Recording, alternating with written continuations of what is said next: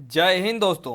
मां नर्मदा क्लासेस में आपका स्वागत है और मैं लेके आया हूं आपके लिए एक वीडियो 18-19 नवंबर 2022 करंट अफेयर्स। 18 और 19 नवंबर 2022 से जितने भी करंट अफेयर्स के क्वेश्चन बनेंगे वो हम इस वीडियो में डिस्कस करेंगे। इस वीडियो की पीडीएफ आपको हमारे टेलीग्राम चैनल मां नर्मदा क्लासेस से मिल जाएगी। टेलीग्राम चैनल की लिंक मैंने इस वीडियो की डिस्क्रिप्शन में दे दी है, तो आप लिंक पर जाकर टेलीग्राम चैनल ज्वाइन कर लें। तो वीडियो शुरू करते हैं।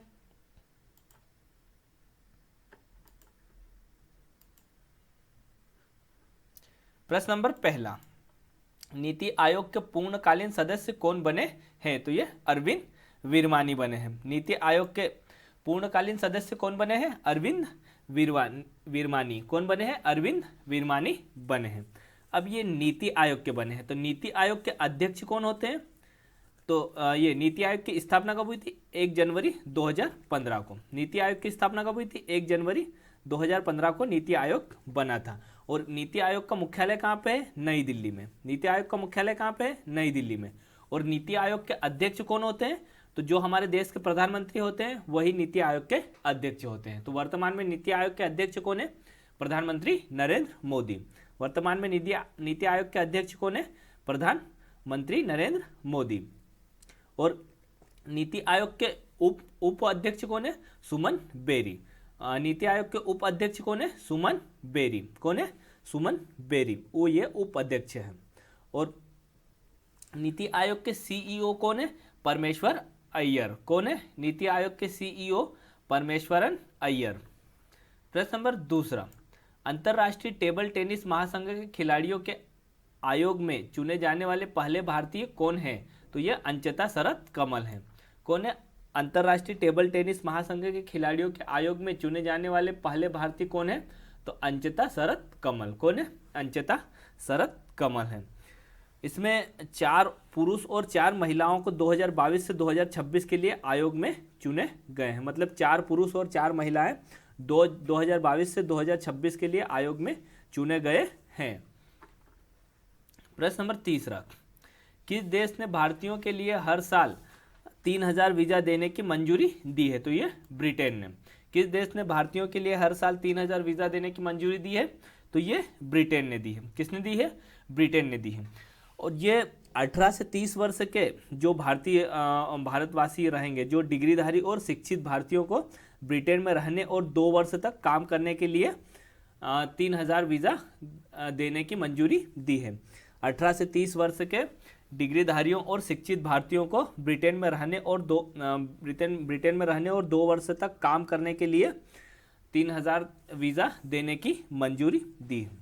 अब ये ब्रिटेन ने दी है, तो ब्रिटेन की राजधानी क्या है? लंदन। ब्रिटेन की राजधानी क्या है? लंदन। और ब्रिटेन के प्रधानमंत्री कौन है? ऋषि सुनक। ब्रिटेन के प्रधानमंत्री कौन है? ऋषि सुनक। प्रश्न नंबर चौथा, राष्ट्रीय प्रेस दिवस कब मनाया जाता है? तो ये 16 नवंबर को। राष्ट्रीय प्रेस दिवस कब मनाया जाता है? 16 नवंबर को मनाया जाता है। और राष्ट्रीय प्रेस दिवस कब से मनाया जा रहा है? 1997 से। कब से मनाया जा रहा है? 1997 से मनाया जा रहा है। भारतीय प्रेस परिषद की स्थापना 1965 के अधिनियम से 16 नवंबर 1966 को हुई थी।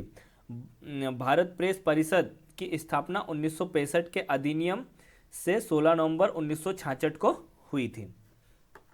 प्रश्न नंबर 5वां, वर्ल्ड पॉपुलेशन प्रोस्पेक्ट्स 2022 के अनुसार 15 नवंबर को वैश्विक जनसंख्या कितने बिलियन तक पहुंच गई है? तो ये 8 बिलियन तक।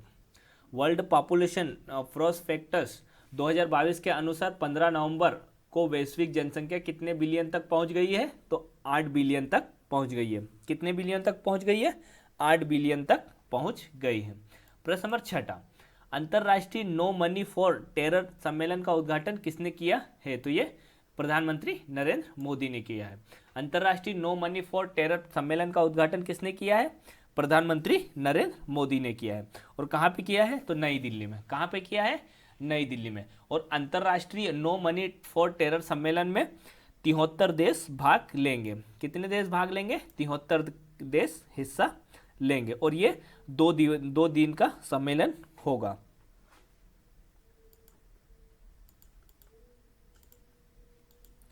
प्रश्न नंबर 7वां, मेटा की नव नियुक्त वाइस प्रेसिडेंट कौन बनी है? तो ये संध्या देवनाथन कौन बनी है? मेटा की नव नियुक्त वाइस प्रेसिडेंट कौन बनी है? संध्या देवनाथन कौन बनी है? संध्या देवनाथन बनी है।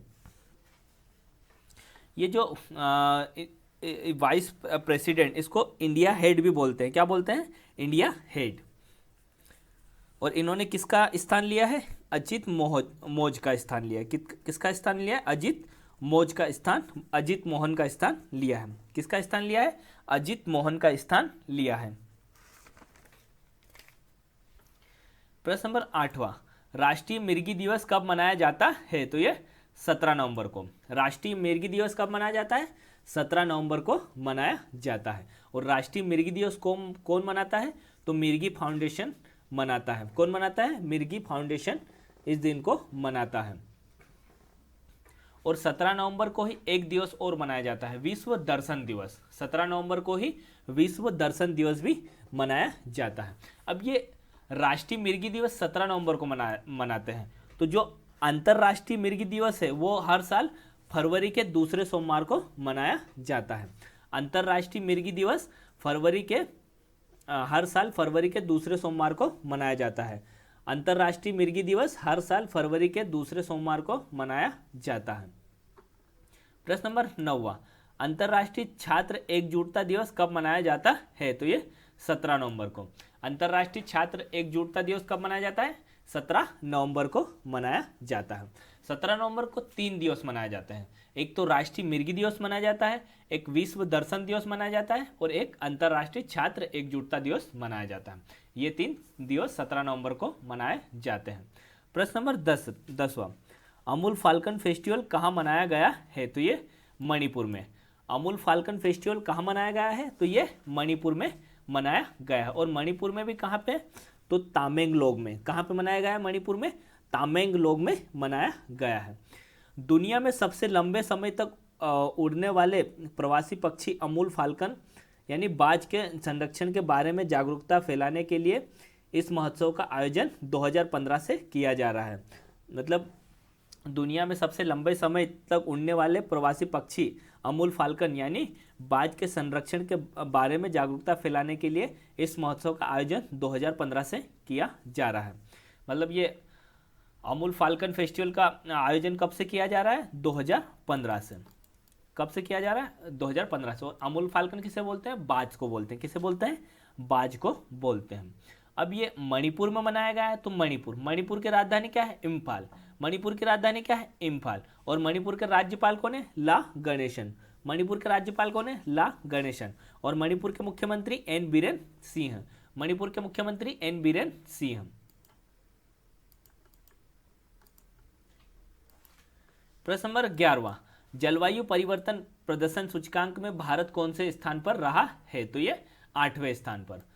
जलवायु परिवर्तन प्रदर्शन सूचकांक में भारत कौन से स्थान पर रहा है? तो ये 8वां स्थान पर रहा है। कौन से स्थान पर रहा है भारत? 8वें स्थान पर रहा है। और ये 63 देशों के में 8वें स्थान पर रहा है। 63 देशों में भारत 8वें स्थान पर रहा है। और 2021 में भारत कौन से स्थान पर रहा था? ये 8वें स्थान पर तो 2022 में रहा है। और 2021 में भारत कौन से स्थान पर रहा है? तो 10वें स्थान पर। 2021 में 10वें स्थान पर भारत रहा था। और 2022 में पहला स्थान किस देश ने प्राप्त किया है? तो पहला डेनमार्क है। कौन है? पहला डेनमार्क।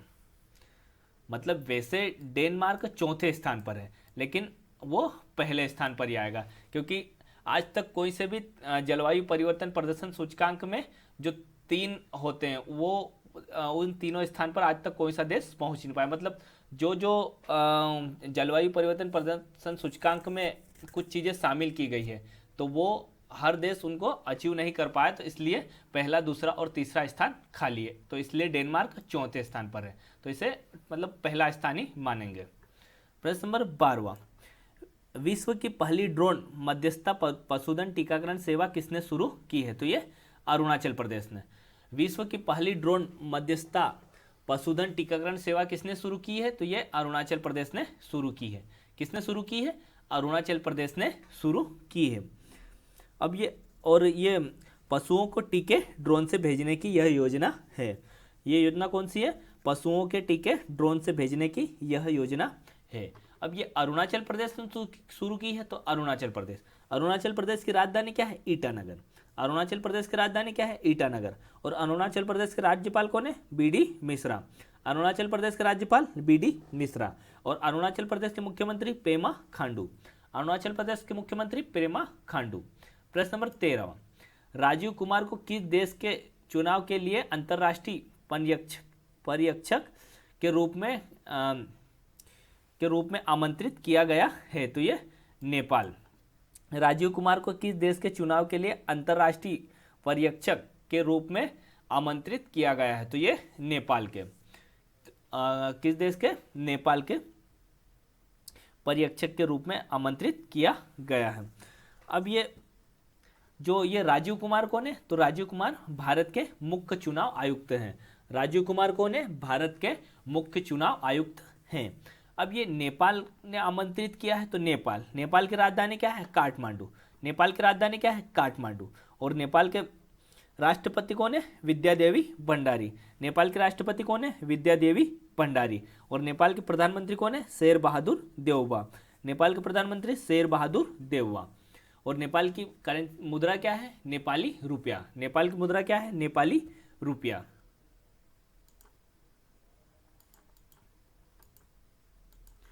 प्रश्न नंबर 14, उत्तराखंड हाईकोर्ट को नैनीताल से कहां शिफ्ट किया गया है? तो ये हल्द्वानी में।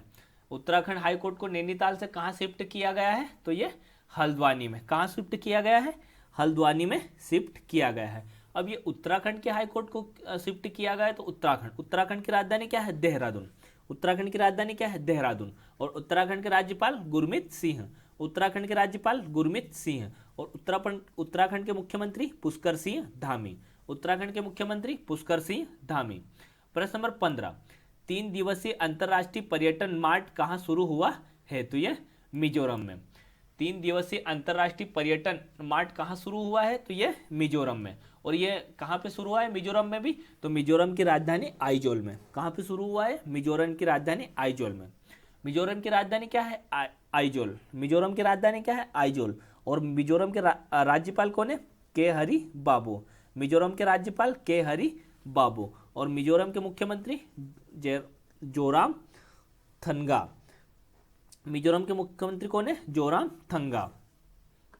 प्रश्न नंबर 16, महिला स्वयं सहायता समूह का सम्मेलन कहाँ आयोजित हुआ है? तो ये भोपाल में। महिला स्वयं सहायता समूह का सम्मेलन कहाँ आयोजित हुआ है? तो ये भोपाल में। कहाँ पे आयोजित हुआ है? भोपाल में। धन्यवाद दोस्तों। अगर आपको ये वीडियो अच्छा लगा है तो वीडियो को लाइक करें, वीडियो को ज़्यादा से ज़्यादा शेयर करें। और अगर आपने हमारे चैनल को सब्सक्राइब नहीं किया है तो हमारे चैनल को सब्सक्राइब कर लें और साथ में बेल आइकन को प्रेस कर दें, जिससे आपको हमारी आने वाली वीडियो की नोटिफिकेशन मिल जाएगी। धन्यवाद दोस्तों। जय हिंद, जय भारत।